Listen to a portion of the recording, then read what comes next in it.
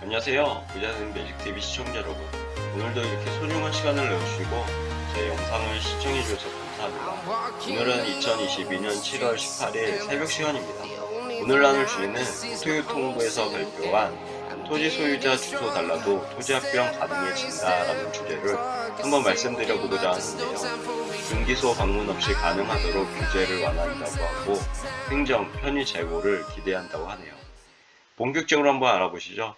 국토교통부는 토지 소유자의 주소가 달라도요, 토지 합병이 가능해지도록 규제를 완화하도록 공간정보의 구축 및 관리 등에 관한 법률 시행령을 개정, 1월 18일 날 이제 개정을 한 제도가 7월 19일, 내일이죠. 내일부터 시행된다고 밝혔다고 합니다. 지적공부는 토지 소재, 면적, 지목 등 토지에 대한 정보를 기록 관리하는 장부로 우리나라는 모든 토지를 지적공부에 등록해서 관리하고 있는데요. 보면 토지대장이 있고요. 지적도가 있습니다. 지적공부에 한번 등록된 토지는요. 토지 분할, 합병, 지목 변경 등과 같은 토지 이동 절차를 통해 그 크기와 용도가 지속적으로 변화하고 있고 연간 무려 32만여 건에 달한다고 합니다. 엄청나네요.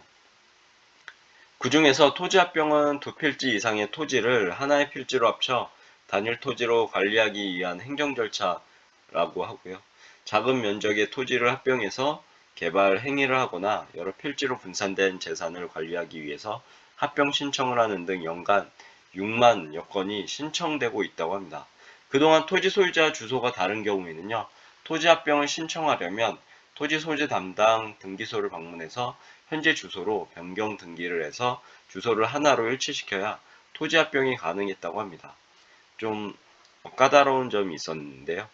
예를 들어 홍길동이 과거 강원도에서 거주할 당시에 구입한 토지와 현재 경기도에 거주하면서 구입한 토지를 합병하고자 할 때 등기부 등본상 홍길동의 주소를 현재 거주하고 있는 경기도 주소로 일치시킨 후에 토지 합병이 가능했다고 하는데요.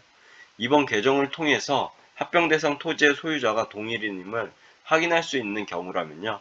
별도의 주소 변경 등기 없이 합병이 가능하게 되는 거라고 합니다. 좀 더 편리해졌죠. 여기 보면 합병 전이 있고요. 토지 소재지 부산광역시 서구 별동 6 그리고 부산광역시 서구 별동 5가 있습니다. 면적과 소유자 일치하죠. 소유권 이전, 주소 이렇게 나와 있습니다. 주소는 상이하고요. 법 개정 전에 위와 같은 경우 부산광역시 서구 별동 6의 토지 소유자 주소를 강원도 영월군 영월읍 땡땡에서 경기도 평택시 여기 있죠. 비전동 땡땡으로 주소 경정 등기를 마쳤어야 토지 합병이 가능했다고 합니다. 근데 개정 후에 아래 같은 주소 경정 등기 없이 토지 합병이 가능하다고 하네요. 여기 합병 후 보면 이제 토지 소재지 보면 부산광역시 서구 별동 5 면적 3,000제곱미터 소유자 홍길동 주소는 경기도 평택시 비전동 땡땡 이렇게 되어 있습니다. 토지 합병은요. 토지 소유자가 같아야 가능하기 때문에 토지 합병 신청 시 토지 소유자의 주소까지 동일해야 같은 소유자로 인정하는 관련법의 규제로 토지 합병이 제한되어 왔기 때문이라고 합니다. 이런 부분은 이제 해소한 거죠. 하지만 지적공부에는 토지 소유자의 등록번호가 기재되어 있으므로 등록번호를 통해 토지 소유자의 주소 변경 이력을 확인하면 주소가 다르게 등록되어 있다 하더라도 동일인임을 확인할 수 있다고 합니다.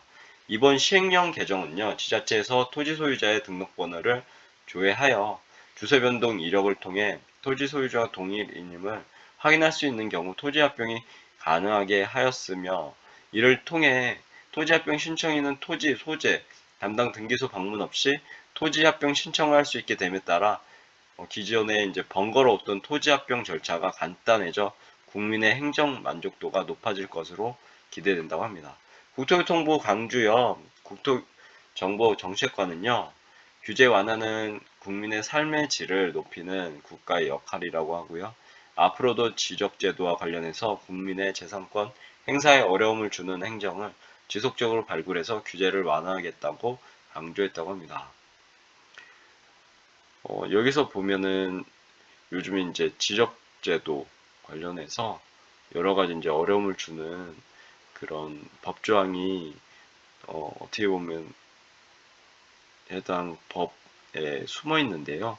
그것을 이제 민원이 발생되고 좀 더 수월하게 그리고 편리하도록 하는 제도들, 그리고 이렇게 법률 시행령을 개정한 제도들이 이렇게 생겨나서 진심으로 감사하고요. 어떻게 보면 토지나 부동산 투자자의 입장으로서 이런 좀 까다롭다고 해야 되나요? 아니면 어렵다고 해야 되나요? 그런 부분이 좀 더 개선되는 그런 방향과 정책들을 보면서 나름 감사하게 생각되어집니다. 오늘 영상은 여기까지고요. 앞으로도 더욱 유익하고 좋은 콘텐츠 가지고 찾아뵐 수 있도록 노력하고 고민해보는 제가 될 수 있도록 노력해보겠습니다. 이상입니다. 감사합니다. 좋은 하루 되세요.